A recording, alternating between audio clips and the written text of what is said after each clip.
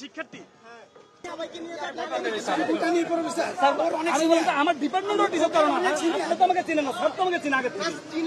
আমাদের দাবি মূলত হচ্ছে একটাই, যে আমাদের যে 9 দফা দাবি ছিল সেই দাবিটা হচ্ছে সবগুলো হচ্ছে আর কি মানতে হবে, সেই জন্য এটা ছাড়া আর আমাদের আলাদাভাবে কোনো বহির্ভূত কোনো দাবি নাই বা আলাদা কোনো দাবি নাই। আমরা সর্বমোট যে ছাত্র সমাজ যেটা দাবি করছিলাম সেই দাবির মধ্যে প্রধান দাবি তো যেটা হচ্ছে আমাদের মাননীয় প্রধানমন্ত্রীকে ক্ষমা চাইতে হবে। তারপর আরো যে দাবিগুলো ছিল যে আমাদের হচ্ছে ভাই বোনদের যৌক্তিক হচ্ছে যারা মারা গিয়েছিল তাদের জন্য যৌক্তিক বিচার করতে হবে এবং সুষ্ঠু তদন্ত করে যাতে বিচারটা, সবগুলো মিলেই হচ্ছে আর কি আমাদের এই মিছিল।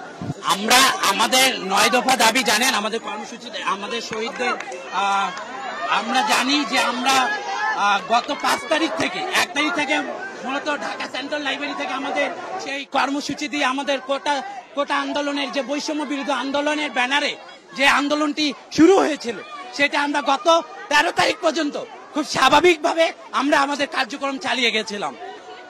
পুলিশও আমাদেরকে বাধা দেয় নাই, তারা সহযোগিতা করেছে। তা এখন আমরা আমাদের দাবি নিয়ে এসেছি, আমাদের যেসব ভাইদের বাসা থেকে ছাত্র আইডি কার্ড দেখার কারণে তাদেরকে নিয়ে গেছে, গ্রেপ্তার করেছে, আমরা তাদের নিঃশর্ত মুক্তি চাই এবং আমাদের শহীদদের যারা রক্তক্ষরণ করেছে, আমাদের শহীদদের খুন করেছে তাদের বিচার চাই এবং এই স্বৈরাচার সরকারের পদত্যাগ চাই। এটা শান্তিপূর্ণভাবে আন্দোলনটা করছিলাম এবং আমাদের হাতে কোনো অস্ত্র ছিল না, তাহলে পুলিশ কেন গ্রেফতার করলো? পূর্বেও তারা গ্রেফতার করেছে এবং আমরা আমাদের আন্দোলনকে থামিয়ে নেই নাই।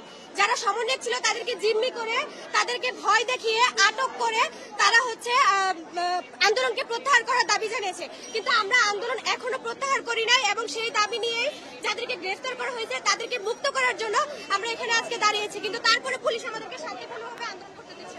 দেখুন, আমরা এখানে শান্তিপূর্ণভাবে এসেছি।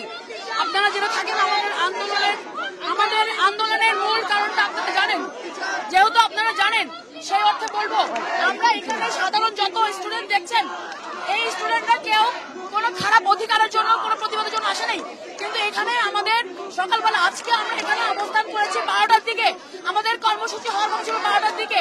এখানে এসে দেখেছি যে পুলিশ ঘেরাও করে রেখেছে, এমনকি আমাদেরকে অনেকগুলো পুলিশ মিলে ধাওয়া করেছে, যেটা এখানকার যারা ছিল তারা দেখেছে, কিন্তু এটা কোনো ফুটেজ নেই।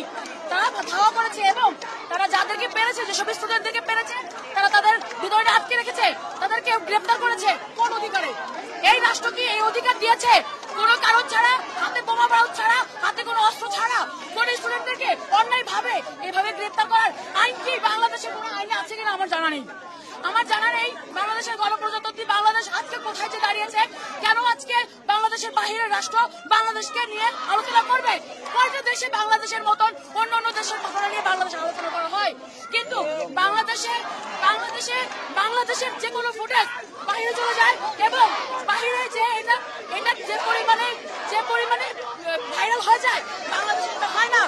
আজকে বাংলাদেশের প্রতিটা অন্যায় এরভাবে গোপন রয়েছে, আজকে বাংলাদেশের প্রতিটা জায়গায়, প্রতিটা ঘরে ঘরে যে অন্যায় তাণ্ডব চলছে আওয়ামী লীগের সন্ত্রাসদের। আমি কোনো দলের না, আমি সাধারণ স্টুডেন্ট, আমি কোনো দল সাপোর্ট করি না, আমি সাধারণ স্টুডেন্টের সাথে আছি। কাজেই যেহেতু বাংলাদেশের প্রতিটা ফুটেজ বাহিরে যে এতটা তীব্র নিন্দা জানাতে পারে, বাংলাদেশের মানুষ কেন ঘরে ঘরে বসে থাকে, তারা কেন মজা নেয়? বাংলাদেশের কেন প্রতিটা ফুটেজ বাহিরে যায়? বাংলাদেশের আজকে এই নিন্দনীয় অবস্থা কেন? এটা সরকারকে জবাব দিতে হবে। সরকার আজকে কেন ভীত? সরকার আজকে ভীত বলে বাংলাদেশের নেট লাইন বন্ধ করেছে। আপনারা কি কেউ বলতে